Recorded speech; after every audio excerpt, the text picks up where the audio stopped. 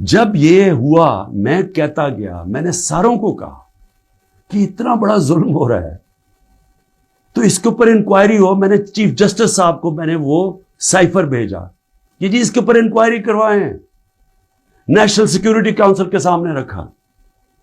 National security council کے سامنے 30 مارچ کو میں نے رکھا کہ جی یہ ہے، سارے آرمی چیفز بیٹھے ہوئے تھے، سروس چیفز بیٹھے ہوئے تھے، سب کے سامنے رکھا کہ یہ اس نے لکھا ہے اور آپ کا ایمبیسڈر کہہ رہا ہے کہ ان کو پروٹیسٹ کرو کہ یہ کسی کی جرت نہیں ہونی چاہیے اس طرح کا، کسی بھی ایک ملک کو، آزاد ملک کو اس طرح کا زبان استعمال کرنی. انہوں نے کہا جی ہاں مداخلت تو ہوئی ہے، تنقید کی، امریکہ کو پروٹیسٹ بھی کیا نیشنل سیکیورٹی کاؤنسل نے 30 مارچ کو. میں نے پارلیمنٹ میں لے کے گیا کہ ان کیمرہ میٹنگ کروائی. میں نے کہا ان کے سامنے رکھو.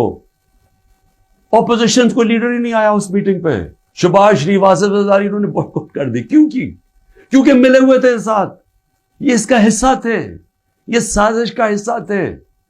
کیونکہ کیا یہ پاکستان کے پرائم منسٹر کے خلاف ایک آدمی کہہ رہا ہے کہ اس کو ہٹاؤ، تو کیا یہ عمران خان چھوڑیں کسی بھی ملک کو اجازت دیتا ہے ایسے؟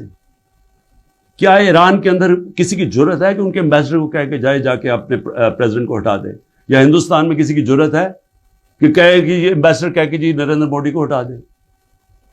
قومی غیرت ہوتی ہے، قومیں غیرت کے اوپر کھڑی ہوتی ہیں، قوم غیرت سٹینڈ لیتی ہیں، مشکل وقت گزارتی ہیں اور مضبوط ہو جاتی ہیں.